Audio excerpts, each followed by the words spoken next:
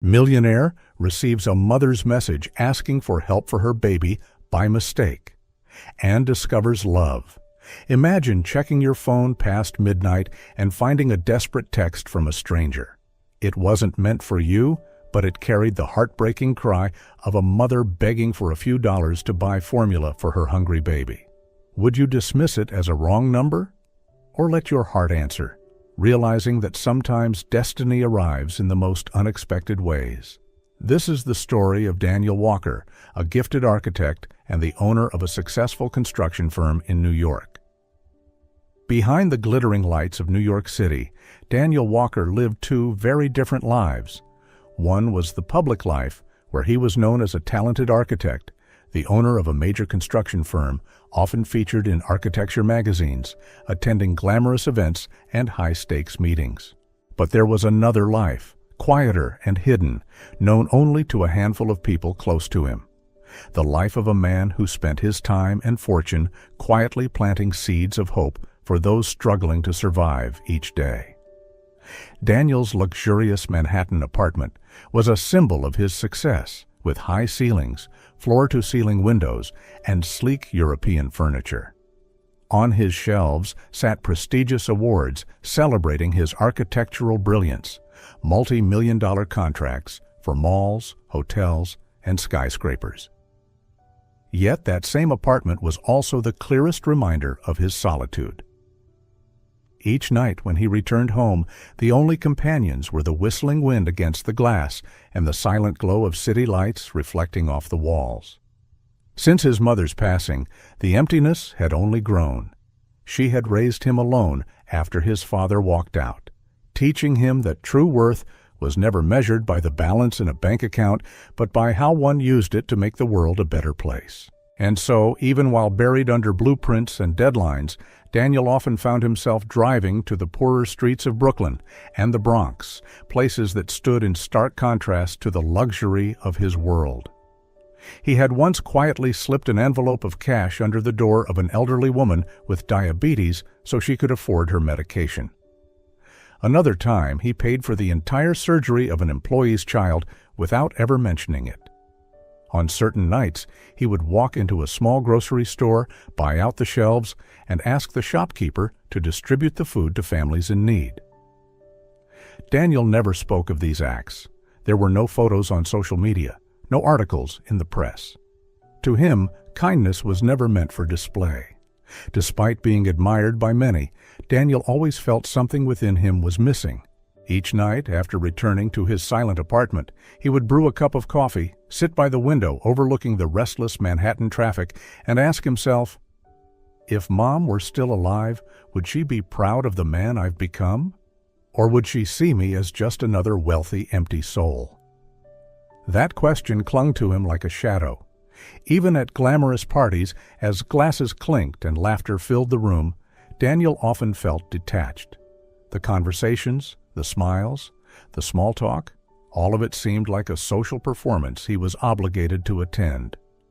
Deep down, he longed for something real, something that could finally fill the void left since his mother's passing.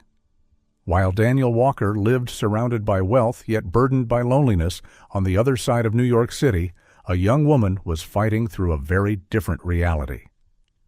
Emily Johnson, 25 years old, shared a tiny rented room in Queens with her 6-month-old son. There were no wide windows overlooking the skyline, no sleek furniture, just 4 damp walls, an old bed, and a wooden crib a neighbor had passed down to her. Life had never been easy for Emily. She worked full-time as a cashier at a local supermarket, her wages barely covering rent and some cheap groceries. After the baby's father walked away the moment he learned she was pregnant, Emily became a single mother, carrying responsibilities she had never prepared for. But no matter how hard things became, Emily refused to break. Each morning she rose before dawn, cradling little Ethan in her arms before leaving him with a neighborhood babysitter. On her way to the supermarket, she whispered a prayer for strength to endure another long day on her feet, forcing polite smiles at impatient customers, all while knowing that her meager paycheck would never be enough. Ethan was her only reason to keep going. His bright eyes and innocent smile reminded her that life still held meaning. Yet lately, something had been troubling her. Ethan cried more often, and his weight was not improving.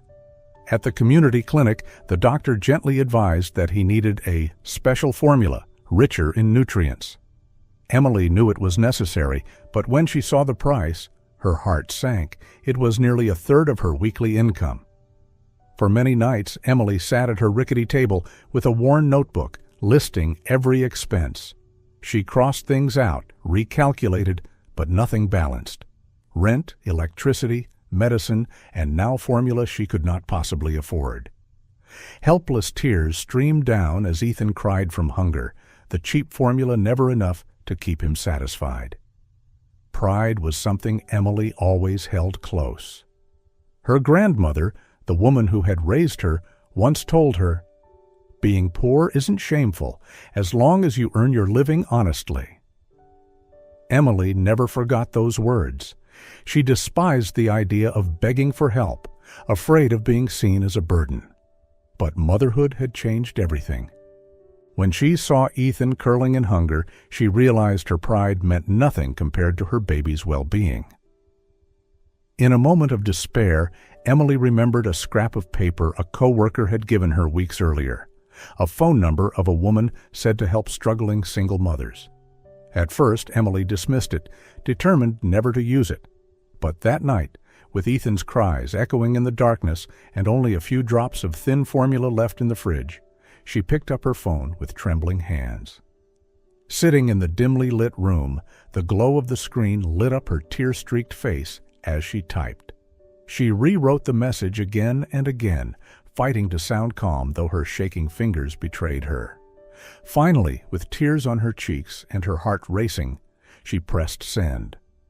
What Emily didn't realize was that in her nervous haste, she had pressed the wrong key. The message, instead of reaching the woman she had been told about, traveled invisibly through the city's networks and landed in the phone of a complete stranger, a man sitting alone in his luxurious Manhattan apartment. A small mistake, but one that would become the greatest turning point of her life. Daniel's phone buzzed just past midnight. He was about to switch it off for the night when a new message appeared. At first, he thought it was another advertisement or a routine bank alert. But as he opened it, the words froze him in place. "I'm sorry to bother you. I don't have money to buy formula for my 6-month-old son. Please help me. Just $15 so my baby doesn't go hungry tonight." The message was short, clumsy, filled with typos. Yet that very clumsiness revealed its raw truth. A desperate mother doing whatever she could to save her child. Daniel read it 3 times, his heart pounding harder with each glance, as if every word carved deeper into his chest. This wasn't the usual scam. He could feel the weight of real pain behind those broken lines. Daniel rose from his chair and walked to the tall window overlooking New York's sleepless skyline. Thousands of lives were unfolding below, but somewhere in that vast city, a woman was pleading for help in the dark. He remembered his mother's stories, how she had sacrificed everything to raise him alone, how she went without so he could eat. A mother will do anything to see her child happy. Her words echoed in his mind, and he knew he couldn't ignore this. That very night, Daniel reached out to a friend in telecommunications, asking him to trace the number. Within minutes, the answer came. The text originated from a struggling neighborhood in Queens. Not a polished scam, but a place Daniel knew well, where families fought each day just to survive. Back at his desk, Daniel stared at the glowing phone screen, sensing fate at work. Out of millions in this city, why had the message landed in his hands? Perhaps because he was meant to be the one to respond. He couldn't wait until morning. Grabbing his jacket, he chose the old pickup he usually drove to construction sites, leaving his luxury car behind. On the way, he stopped at a 24-hour pharmacy. The cashier raised an eyebrow as Daniel stacked cans of formula, diapers, wipes, and basic baby medicine on the counter. Daniel simply smiled, paid, and hurried out. The October night was crisp, the streets to Queens unusually quiet. Throughout the drive, Daniel kept replaying the message in his head, picturing the eyes of a baby he had never met, but whose cries he could almost hear within his own chest. He reminded himself he wasn't going there to hand out charity, but to deliver a chance for a baby to be fed and for a mother to breathe easier. At nearly 2 o'clock in the morning, Daniel pulled into a narrow street lined with aging apartment buildings. His hand tightened around the bags as his heart raced. He didn't know how the woman would react, but one thing was certain. His life was about to change forever, all because of a message that was never meant for him. Just before 2 o'clock in the morning, a knock echoed against the worn wooden door of Emily's small room in Queens. She jolted awake to Ethan's cries. Then came a man's voice from the hallway, low, steady, yet strangely kind. Her breath caught. Someone had answered her desperate plea. "I'm sorry to bother you. I received your message tonight. I brought some things to help." Emily froze. The message. Her heart seemed to stop. In an instant, 1,000 thoughts flashed through her mind. Someone had read her desperate plea, and now that very person was standing outside her door. Fear and hope collided within her as her trembling hands unlatched the chain, opening the door just a crack. Before her stood a tall man with neatly kept brown hair, dressed in a simple white shirt and jeans. In his arms, large pharmacy bags filled with formula, diapers, wipes, and basic medicine. His green eyes carried a warmth and sincerity, with no trace of pity or ulterior motive. "Who are you?" Emily asked, her voice hoarse. "Daniel," he replied with a gentle smile. "I got your message asking for help. Maybe it wasn't meant for me, but I don't think that matters. What matters is that your baby needs to eat." Tears welled up in Emily's eyes.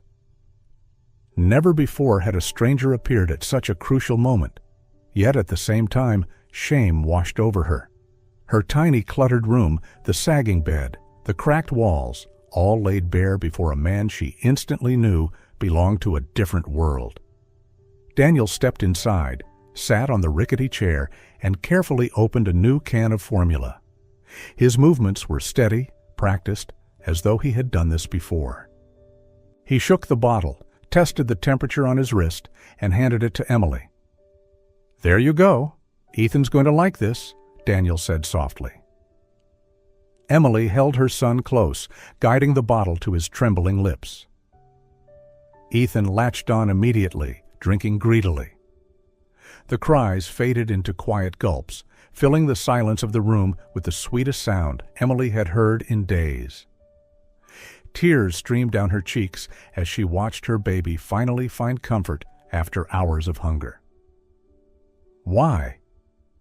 Why would you do this?" she whispered, her voice breaking between gratitude and suspicion. Daniel met her gaze, calm and unwavering. "Because when a mother asks for milk for her child, there's no need for questions. This isn't charity, it's humanity." In that moment, the room seemed to glow with a new light. This stranger, a man she had never known, was sitting there ensuring her baby would not go hungry. Gratitude swelled in her chest, but so did the sting of pride. "I'll pay you back," she blurted quickly, clutching Ethan tighter. "It might take time, but I'll return every dollar." Daniel smiled and shook his head. "There's nothing to pay back. I didn't come here to loan you something. I came to make sure a child didn't go hungry tonight." And in that fragile silence, inside the dimly lit room, something unnamed began to take root. Emily didn't yet know whether to trust him fully or hold back, but deep down she understood one thing.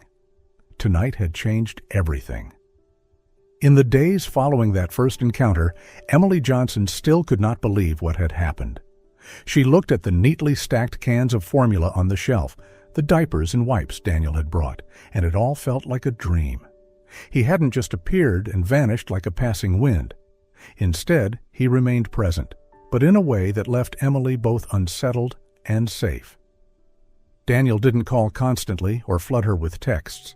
Instead, every so often after work, Emily would find a brown paper bag neatly placed outside her door. Inside were more formula, vitamins, or small baby items.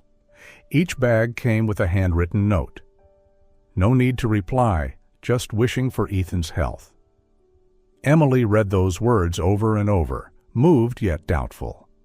All her life, she had believed no one gave without expecting something in return. But Daniel seemed different. He left gifts quietly and walked away, never demanding, never pressuring.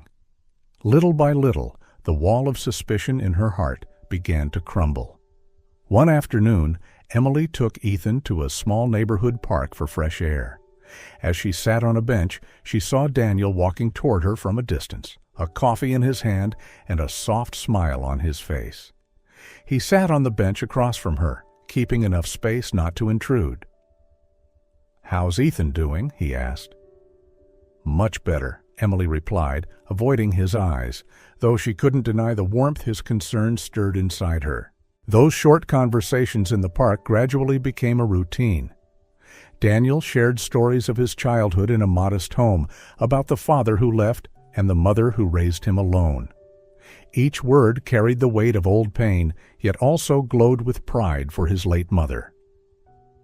Emily listened and realized that behind his polished exterior was a man carrying scars of his own.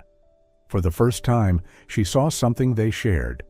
Both of them knew what it meant to lose, to carry burdens alone. Trust deepened in a way Emily never expected on a frantic morning when Ethan spiked a high fever. His face flushed, his tiny body trembling. Emily clutched him in her arms, tears falling as she panicked. In desperation, she dialed Daniel's number. He answered on the first ring. "Ethan has a fever. I don't know what to do," she sobbed. "Stay calm. I'm on my way. I'll have my doctor ready for you." Daniel's voice was firm, steady, without hesitation. Less than 30 minutes later, he was at her door, driving his familiar pickup truck. On the way to his private clinic, Daniel handled the wheel with a calmness that soothed her frayed nerves. At the clinic, his trusted physician, an older man with a warm demeanor, examined Ethan carefully. "It's just a mild viral infection, nothing serious. We'll prescribe medicine and monitor closely. He'll be fine soon," the doctor assured. Relief washed over Emily, followed quickly by dread about the cost. She opened her mouth to ask, but Daniel gently interrupted.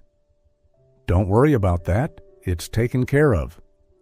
There was no boasting, no condescension, nothing that made her feel indebted. He said it as if it were the most natural thing in the world. That subtle grace brought tears to Emily's eyes.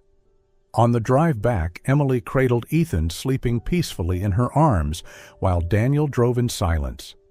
In that quiet, something shifted. Emily realized that, for the first time in a long while, she trusted a man. Not because of gifts, not because of financial help, but because of the way he showed up. Steady, genuine, and exactly when she needed it most. That night, after laying Ethan down in his crib, Emily sat awake for hours. Her heart whispered what her mind still tried to deny. Maybe the man who appeared because of a wrong number wasn't random at all. Maybe he was the gift destiny had been saving for her and for her son. In the weeks after Ethan's fever, Emily Johnson's life began to take on a new rhythm. Not all her burdens had vanished, but Daniel Walker's steady presence had changed everything. He often stopped by the park in the late afternoons, where Emily took Ethan for fresh air. At first, she kept her distance, speaking only briefly. But gradually, those meetings became a quiet anticipation for both of them. Daniel had a special way of making Ethan laugh. He mimicked animal sounds, made silly noises, and every time the baby's innocent face lit up, tiny hands waving excitedly. Emily sat nearby, watching her son's delight in the arms of this stranger, and she felt her heart sink in a way she couldn't explain. During those conversations in the park, Daniel slowly opened up more. He spoke about his early days building his career from scratch, about sleepless nights hunched over blueprints, about the fear of failure that never left him. Emily listened, surprised to realize that behind the successful businessman was a man as vulnerable as anyone else. One afternoon, with Ethan asleep in his stroller, Daniel said quietly, "You know, I used to think I had everything, but every time I went back to that empty apartment, I realized nothing truly belonged to me. Meeting you and Ethan, I started to understand what I'd been missing all along." Emily stayed silent, her heart pounding. His words echoed inside her because she too carried the same feeling.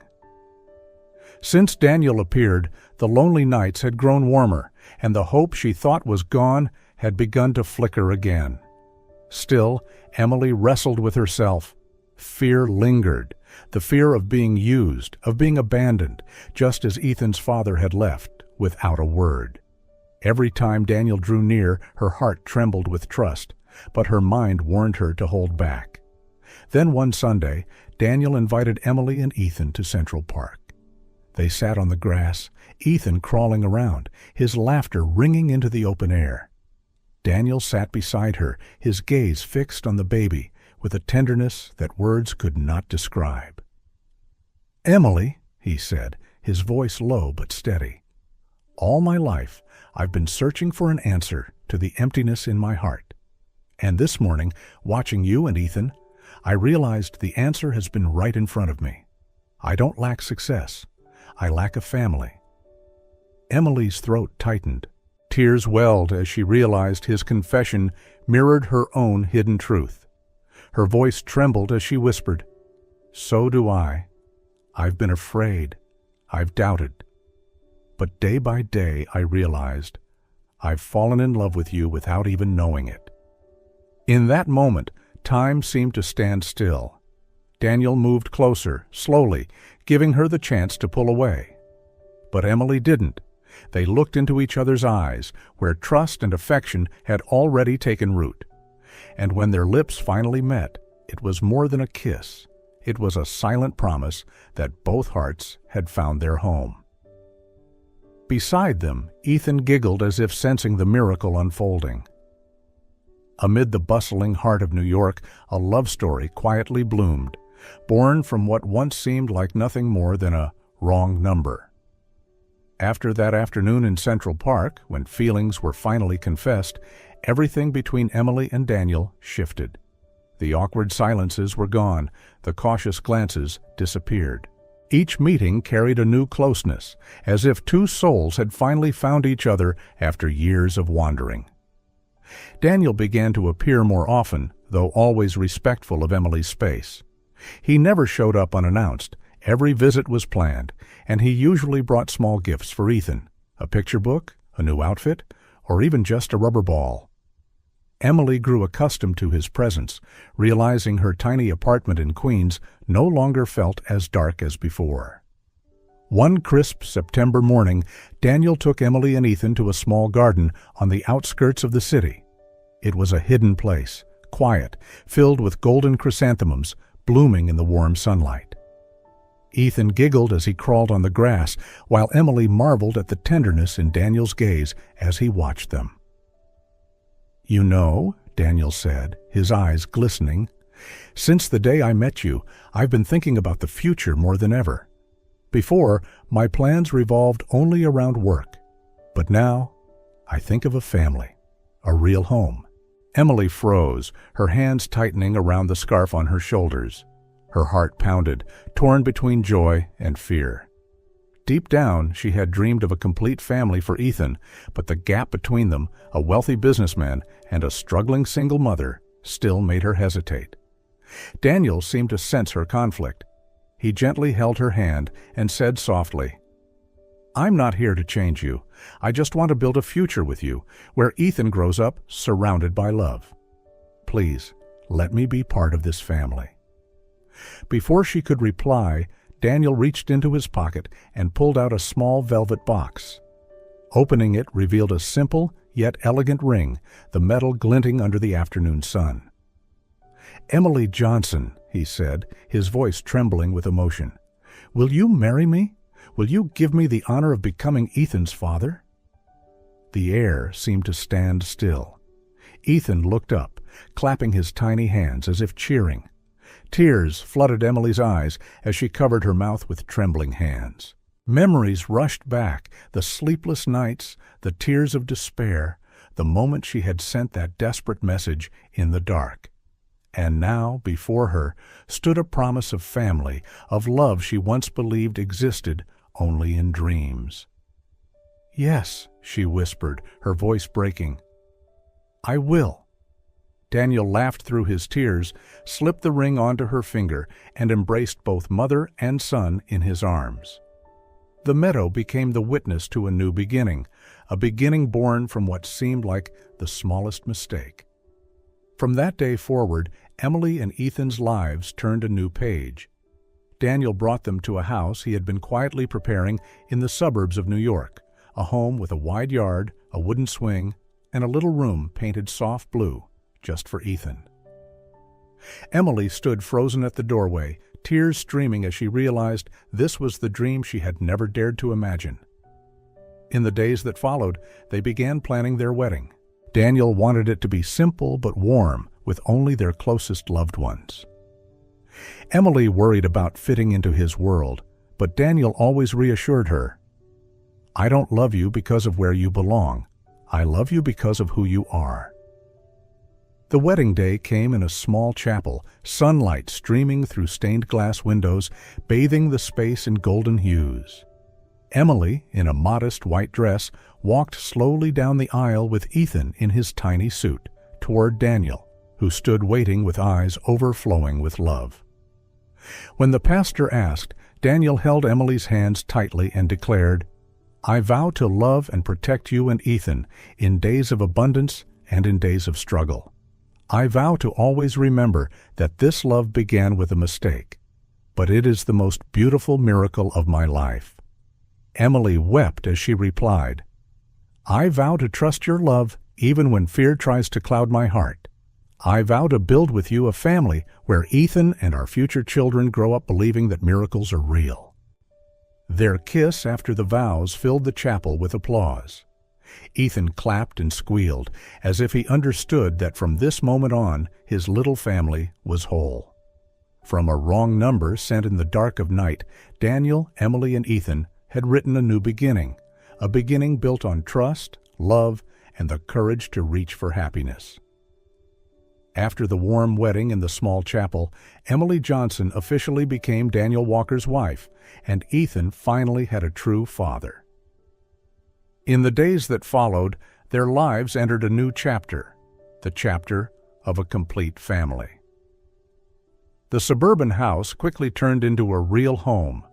In the mornings, Daniel woke up early to prepare coffee for Emily, while she busied herself with a simple breakfast. Ethan babbled in his high chair, bright eyes watching his parents as if he already understood their family was now whole. On weekend afternoons, they strolled through the wide garden together. Daniel had built a wooden swing under an old maple tree, where Ethan loved to sit for hours. Emily often sat on the porch watching the two men in her life play, her heart overflowing with peace. Daniel's love for Ethan went far beyond material care. He spent time reading bedtime stories, guiding his first wobbly steps, patiently listening to every babble. To Ethan, he wasn't a stepfather, but simply Dad, the man who was always there, always loving. For Emily, the biggest change wasn't material comfort, but the sense of security. She no longer stayed up late worrying about formula money, no longer trembled when Ethan fell ill. Now, beside her, was a man who knew how to shoulder burdens, to share, and most importantly, to love unconditionally. A year after the wedding, their little family welcomed another member, a baby girl named Grace. Her arrival doubled the joy in their home.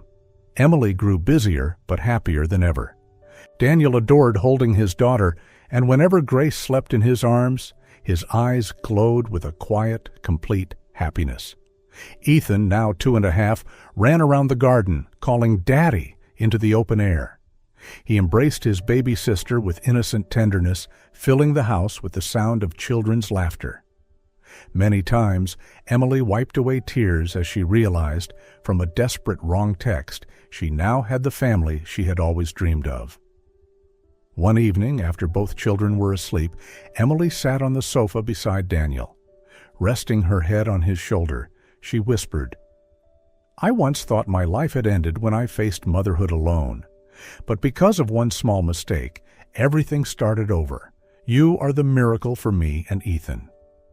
Daniel squeezed her hand, smiling. "No, it was you and Ethan who were the miracle for me. I once had everything, but I lacked a family. Now I have you, I have our children, and I lack nothing." Outside, New York glittered restlessly. But inside, 3 hearts beat as one. From a wrong message came the right beginning, a family complete at last. Perhaps that's the lesson we can all take with us. Never underestimate the power of compassion. You never know when one small act of kindness can turn into the greatest story of someone's life, or even your own. If this story touched your heart, imagine how many more lives we can touch together. Don't forget to subscribe to the channel, hit the like button, and share this video with someone who needs a little hope today. And I'd love to hear your thoughts. Have you ever experienced a moment when a wrong turn led to something unexpectedly beautiful? Share your story in the comments below. Thank you for watching, for feeling, and for believing in the power of love and second chances. Until next time, stay kind, stay hopeful, and never forget, the smallest mistake might just be the beginning of your greatest miracle.